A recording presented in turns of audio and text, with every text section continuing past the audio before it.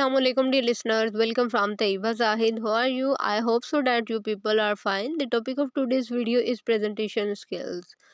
बहुत ही रिक्वेस्ट के बाद प्रेजेंटेशन स्किल्स के ऊपर एक वीडियो बनानी पड़ी। पहली बात तो ये कि प्रेजेंटेशन स्किल्स आप लोगों की मल्टीपल हो सकती हैं। मैं ये वीडियो आप लोगों के साथ बीइंग अ स्टूडेंट शेयर कर रही हूँ कि अगर मैं आपकी जगह होती तो मेरे फंक्शनल इंग्लिश के पेपर के अंदर अगर यार ये टॉपिक होता कि प्रेजेंटेशन स्किल्स का क्वेश्चन रेडी करना है 10 20 15 नंबरों के लिए, तो कैसे रेडी करना था। इसकी दो ट्रिक्स हैं। पहली ट्रिक तो ये कि ये जैसा आंसर मैंने लिखा है ना, इसकी जो मेन हेडिंग्स होती है ना, मेन टर्म्स जो है प्रेजेंटेशन स्किल्स, मैंने वो 5 रेडी करके लिख दिए। आप इन 5 के जो पॉइंट्स हैं उनको देख लें और फिर उसके बाद उनकी डिस्क्रिप्शन अपनी खुद की वर्डिंग में लिख दें। दूसरा तरीका जो कैजुअल एक और तरीका है वो ये है कि रैंडमली प्रेजेंटेशन स्किल्स के लिए यार सुकून से बैठ के कोई 10 15 पॉइंट सोच लें और उन 10 15 पॉइंट्स की डिस्क्रिप्शन दे दें पेपर में। Anyhow, now it's up to you कि आपको कौन सा मेथड अच्छा लगता है। पहली बात तो ये है कि प्रेजेंटेशन स्किल्स हैं क्या, प्रेजेंटेशन स्किल्स के लिए आपको क्या करना चाहिए।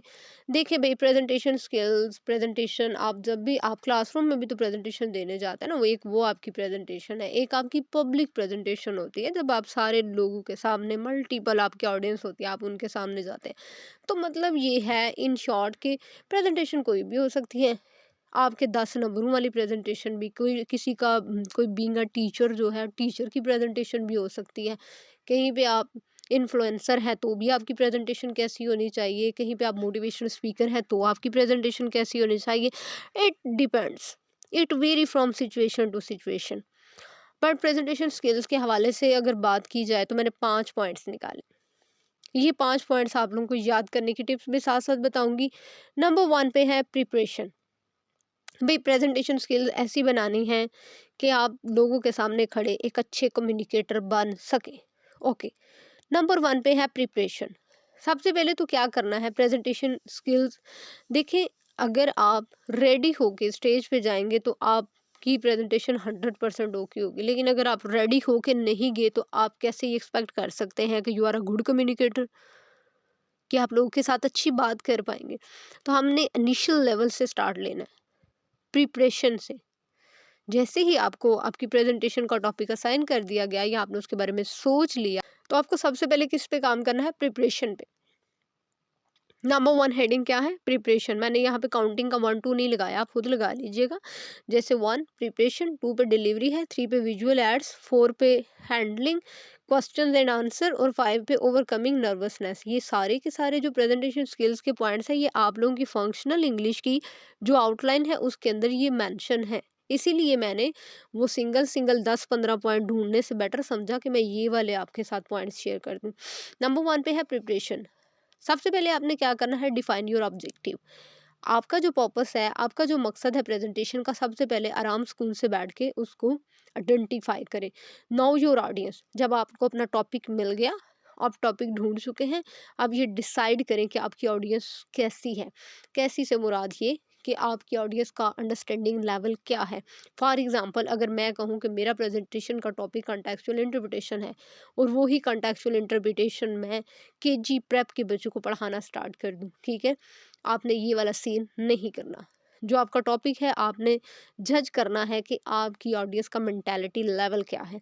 लेट्स सपोज अक्सर बच्चे क्लासरूम में गिला करें या कोई बच्चे कह रहे होते हैं कि इंग्लिश के टीचर्स इंग्लिश ही बोलते हैं, तो आपको पता होना चाहिए मेरे से ज़्यादा बेटर कि आपके क्लासरूम में बैठे कोई 5% बच्चे ऐसे होंगे जिनके लिए इंग्लिश लैंग्वेज अंडरस्टैंडेबल है। अदरवाइज बाकी आप मेरी जो ऑडियंस होती है बीइंग अ टीचर अगर मैं कहूँ तो 90% बच्चे जो है इंग्लिश में लेक्चर को अंडरस्टैंड नहीं कर पाते। तो लिहाजा एक अच्छे कम्युनिकेटर की फोरमोस्ट रिस्पॉन्सिबिलिटी क्या है कि अपनी ऑडियंस को टेलर करे कि लोग कैसे हैं जिनके सामने यार आज प्रेजेंट करना है, जिनके सामने आज बोलना है। ओके जी, फिंगर टिप्स पे काउंट करते हैं। ऑब्जेक्टिव मिल गया, ऑडियंस का पता चल गया। नंबर 3 पे है रिसर्च योर टॉपिक। जब आपको ऑडियंस के बारे में भी पता चल गया, ऑब्जेक्टिव भी मिल गया, तो अब आप अपने टॉपिक को रिसर्च करना शुरू कर दें। उसके ऊपर डाटा सर्च करना स्टार्ट कर दें, डाटा कलेक्ट करना स्टार्ट कर दें। नंबर 4 पे क्या है, ऑर्गेनाइज योर कंटेंट। जितना मटेरियल, ये सिर्फ इनफ नहीं है कि आपने मटेरियल को फाइंड आउट कर लिया अपने टॉपिक के ऊपर, अब उसको ऑर्गेनाइज करें। अगर आपकी चीज़ें ऑर्गेनाइज होंगी तो लोगों को समझ होगी, लोगों के लिए आसानी पैदा करें। लोगों से मुराद योर ऑडियंस, आपकी ऑडियंस है, आपके सामने बैठे लोग हैं जिनकी वजह से आप बोल पा रहे हैं। अगर वो आपको सुनते हैं इसीलिए आप बोल रहे हैं, अगर वो आपको सुनते नहीं तो आपके बोलने का मकसद खत्म। ठीक है। उसके बाद है डिलीवरी। जब आपने अपना ऑब्जेक्टिव भी ढूंढ लिया, आपने अपने ऑडियंस को भी जज कर लिया, टेलर कर लिया, आपने अपने ईच एंड एवरीथिंग आपने अपने टॉपिक के ऊपर सर्च किया, डाटा को अरेंजमेंट के साथ रख दिया। डाटा को अरेंजमेंट रखने से मुराद ये है कि आप देखें, अगर आपके घर में, आपके किचन में चीज़ें बिखरी होंगी तो आपका घर कैसा लगेगा। Same case with your presentation, same case with your topic. अब ये सारी चीज़ें करने के बाद आप वेल ऑर्गेनाइज्ड हो चुके हैं। Now you are ready for delivering your topic. आप अपना होमवर्क कर चुके हैं। बच्चों, चाहे तो आप लोग, मैंने यहाँ ये ऑर्गेनाइज योर कंटेंट पे जहाँ बात खत्म की है, ये चौथा पॉइंट था। जब आप डिलीवरी की हेडिंग देंगे तो आप लोग चाहें तो डिलीवरी के पॉइंट नंबर 1 को पॉइंट नंबर 5 कह लीजिएगा। क्यों? ऊपर 4 पूरे हो चुके हैं। Because here you are just writing presentation skills. आपको प्रेजेंटेशन स्किल्स पूरी करनी है। वो ऊपर 3-3 करके 4-4 या फिर थॉरोली सारी, वो इट डिपेंड्स। चाहे तो इसमें से प्रेजेंट वो ये जो आपकी प्रिपरेशन, डिलीवरी, विजुअल एड्स, इनको उड़ा दें और वैसे बना लें। एनीहो, नंबर 5 पे क्या है? Make I content. डिलीवरी के लिए आप स्टेज पे आ चुके हैं। अब आपको लोगों के सामने, अपनी ऑडियंस के सामने एक हेल्दी आई कांटेक्ट क्रिएट करना है। ये मैं प्रीवियस वीडियो में बता चुकी हूँ। आप रूम में, स्टेज पे इसलिए आपको खड़ा नहीं किया गया कि आप गिने कि आज के दिन इस रूम में कितनी लाइट्स हैं, कितने पंखे हैं रूम में। आप हेजिटेशन शो करें। ठीक है। आपने अपनी हेजिटेशन को हटा के लोगों की तरफ देखना है। जब आप लोगों की तरफ देखेंगे तो you look attractive, you look confident. Number 2, very your tone and pitch. When ever you start talking, जैसे ही आपने बात शुरू कर दी, कभी आपकी टोन जो है लो, कभी आपकी पिच हाई लो, इस तरह का सीन आपने क्रिएट करना है। कहीं पे आपने हल्का सा पाज लेना है ताकि लोग आपको रिस्पॉन्ड करें। आपने बैठे लोगों को स्पेशल फील करवाना है। उसके बाद नेक्स्ट है यूज़ बॉडी लैंग्वेज। अच्छे बॉडी पोस्चर दें, अच्छे बॉडी जेस्चर्स दें। ये मैं कम्युनिकेशन स्किल्स वाले टॉपिक में भी ये पॉइंट्स बता चुकी हूँ। आपकी बॉडी लैंग्वेज, हाथ आपने बांध के खड़े नहीं हो जाना। लेग्स आपकी ऐसे यूं आपने पाँव के साथ पाँव जोड़ के खड़े नहीं हो जाना। आपके दोनों लेग्स के बीच में थोड़ा सा हल्का सा गैप। आपकी हैंड मूवमेंट्स होनी चाहिए, आपकी फिंगर्स मूवमेंट, आपके किसी की तरफ लाइट सा इशारा करना, बोर्ड मार्कर आप यूज़ करें। आपकी हल्की सी किसी वॉक आप करेंगे वहाँ पे, थोड़ी सी, ये भी नहीं कि आप दौड़ लगा दें यहाँ वहाँ, इस तरह नहीं। ओके। नेक्स्ट है स्पीक क्लियरली एंड कॉन्फिडेंटली। जब भी आप बोलें, जो भी आप बात कर रहे हैं, कॉन्फिडेंस के साथ बोलें। मेक श्योर करें कि जो बात आप कह रहे हैं ये 100% ट्रू है। अगर कहीं पे आप थोड़े से डगमगा गए, मैं आपको शुरू में इसकी एक एग्जांपल दे चुकी हूँ कि मोटिवेशनल स्पीकर्स को भी मिलियंस में लोग सुनने क्यों बैठे होते हैं। Because they all know that you are the super one, you are the hero. वो बोलने वाले को हीरो समझते हैं, और अगर हीरो डगमगा गया तो समझे वहाँ पे बैठे 10 मिलियन लोग गए। तो लिहाजा आपने जो कुछ भी कहना है वो कॉन्फिडेंटली और क्लियर और 100% श्योरिटी के साथ कहना है। उसके बाद विजुअल एड्स। विजुअल एड्स क्या है भाई? इस ये जो लफ्ज़ है ना, ये बला, इस पे बल्कि पर्सनल मैसेज बच्चों ने किया हुआ था कि ये होता क्या है। देखिए भाई, विजुअलाइजेशन क्या होता है? विजुअल मतलब, अब मैं यहाँ पे लाइव होती ना बैठी तो मैं आपको भी बताती। अब किसी को विजुअलाइज मतलब किसी को कुछ दिखाना। एड्स हेल्प करना। आप किसी को कोई बात समझा रहे हैं ना, तो आप उसको साथ साथ कुछ दिखा के ना, तो अपने टॉपिक को, अपने जो आपका पर्पस है, आप उसको इन्हांस कर देते हैं। आप उसको ना मज़ीद इन्फॉर्मेशन दे रहे होते हैं ना। जैसे फॉर एग्ज़ाम्पल, आप किसी को बोर्ड के ऊपर हार्ट का स्ट्रक्चर समझा रहे हैं कि यार दिल का स्ट्रक्चर, दिल में इतने आपके इतनी वेन्स होती हैं, ब्लड यहाँ जा रहा है वहाँ जा रहा है। आप हवा में बात करेंगे तो बात उतनी ऑथेंटिक नहीं है। अगर आप वहीं पे बात करते दौरान लोग, ठीक है, हमने ऊपर सारी बातें की कि लोग आपकी बॉडी को देखेंगे, आपको देखेंगे, आपके आई कांटेक्ट को देखेंगे, आपकी हैंड मूवमेंट को देखेंगे, आपकी वॉइस टोन पिच, आप कितने प्यारे हैं, आप कैसे लग रहे हैं, आपका क्या, सारी चीज़ें लोग देखेंगे। लेकिन उसके साथ साथ अगर उनको अपने रेलेवेंट टॉपिक से रिलेटेड भी कुछ मिलेगा तो वो ज़्यादा इंटरेस्ट शो करेंगे। इसके लिए आपको क्या करना है, आपके पास स्लाइड्स प्रेजेंटेशन होनी चाहिए। उसके अंदर लोग, जब आप बात कर रहे हो कहीं पे, किसी को सम टाइम नहीं भी कोई किसी बात की समझ आती, तो कम से कम उनके सामने विजुअली एक चीज मौजूद हो, उनके पास देखने के लिए कुछ हो। मैंने कहा कि आप हार्ट का स्ट्रक्चर समझा रहे हैं, तो अगर आप सिर्फ बोल के कहते रहेंगे कि दिल की इस साइड पे ये होता है, दिल के उस साइड पे वो होता है, दिल ये दिल वो, लेकिन अगर आप वहीं पे दिल का, हार्ट का हल्का सा एक स्ट्रक्चर, एक स्लाइड, कोई एक इमेज लगा देंगे, तो लोग उसकी तरफ देखना स्टार्ट कर देंगे। या म्यूटेड फॉर्म में आप मल्टीमीडिया सेट करके तो हल्का सा एक, यूं कह ले 2 सेकंड का आप कोई क्लिप चला देंगे जिसमें नज़र आ जाए कि ब्लड पंपिंग इस तरह से हो रही है हार्ट में, तो लोग ज़्यादा इंटरेस्ट शो करेंगे।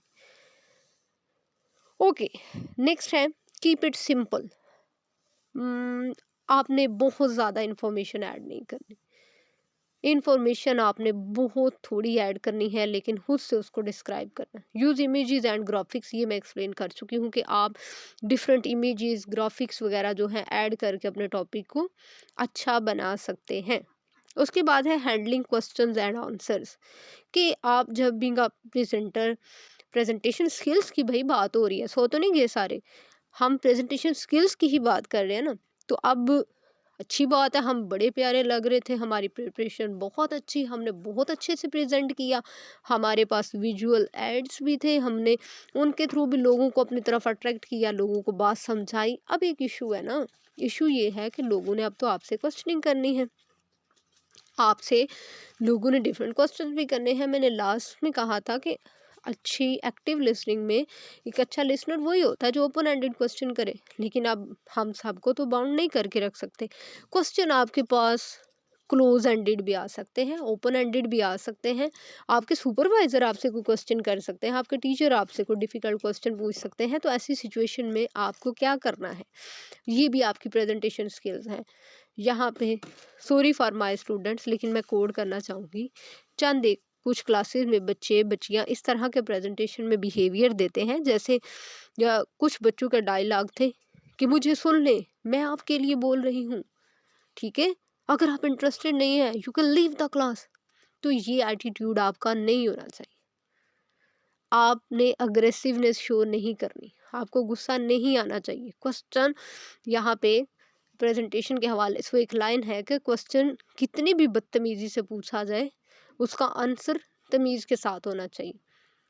क्वेश्चन का आंसर आपको आता है तो आप आंसर करें, नहीं तो आप उसको ओपन एंडेड वे से डिस्क्राइब कर दें, ये भी कुछ स्किल्स हैं आपकी। आप उसको आंसर कर दें, नहीं तो आप सॉरी कर दें, आप कह दें please can you change this question, stay calm and composed. आपकी बॉडी लैंग्वेज डगमगानी नहीं चाहिए, मीन्स डैट कि आपकी बॉडी शिवरिंग स्टार्ट नहीं होनी चाहिए कि मुझे इस क्वेश्चन का आंसर नहीं आता। आपको कूल रहना है, आपको गुस्से से बात नहीं करनी। कोई ज़्यादा भी टीज कर रहा है, आपको उसके लिए कुछ पॉजिटिव स्ट्रैटेजीज अप्लाई करनी। ओके, नेक्स्ट है ओवरकमिंग नर्वसनेस। प्रेजेंटेशन स्किल्स के हवाले से हम बात कर रहे हैं और हम बिल्कुल एंड पे पहुंच चुके हैं। प्रिपरेशन से, डिलीवरी से, विजुअल एड से हम कहाँ पे चलते चलते आ चुके हैं। क्वेश्चंस के बाद ओवरकमिंग नर्वसनेस। स्टेज पे जाके लोग थोड़े नर्वस हो जाते हैं, कुछ लोग स्टार्टिंग में होते हैं, कुछ लोग स्टार्टिंग में जो कुछ मटेरियल आता हो तो उसके बाद नर्वसनेस आ जाती है। आपने उसको कैसे डील करना है? Prepare thoroughly. आपने करना क्या है कि आप इस तरह से शो करें, आपके पास इतनी इन्फॉर्मेशन हो कि आपको परेशान होने का टाइम ही ना मिले, नर्वसनेस आप पे हैवी ना हो। Take deep breaths. यहाँ पे मैं, बल्कि मैं सारे पॉइंट्स नहीं पढ़ती, मैं आपको एक बात बताती हूँ। मैं अपने स्टूडेंट्स को भी जो बात कहती हूँ कि आपने जब स्टेज पे जाना है तो आपने जस्ट अपने टॉपिक के टाइम पे, वैसे ईगोइस्टिक पर्सन नहीं हो जाना, लेकिन अपनी प्रेजेंटेशन के दौरान आपने ये समझना है कि आज के दिन दुनिया का जितना नॉलेज, जितनी इन्फॉर्मेशन मुझे है ना, उतनी किसी को भी नहीं है। इस चीज़ से आपके अंदर एक कॉन्फिडेंस लेवल बिल्ड होगा। स्टेज पे खड़े होके जब आपने लोगों की तरफ देखना है तो आपने अपने दिल में कहना है कि आज के दिन जितना बेटर, जितना खूबसूरत मैं लग रहा हूँ, इतना इस पूरे क्लासरूम में कोई नहीं लग रहा। ठीक है? तो ये चीज़ें भी आपकी नर्वसनेस को ख़त्म कर देंगी। जब आप कहेंगे कि I am looking 100% okay, I am 100% damn sure about my topic. और लास्ट पॉइंट ये है कि जब आप बीइंग अ प्रेजेंटर वहाँ पे खड़े हों तो just focus on your message. कौन क्या कह रहा है, कौन क्या कर रहा है, इन सारी बातों को छोड़ के आप जो कन्वे करना चाहते हो आपने अपनी मेहनत के साथ उसको कन्वे कर देना है। इस तरह आप एक अच्छे प्रेजेंटर बन सकते हैं। This all about presentation skills.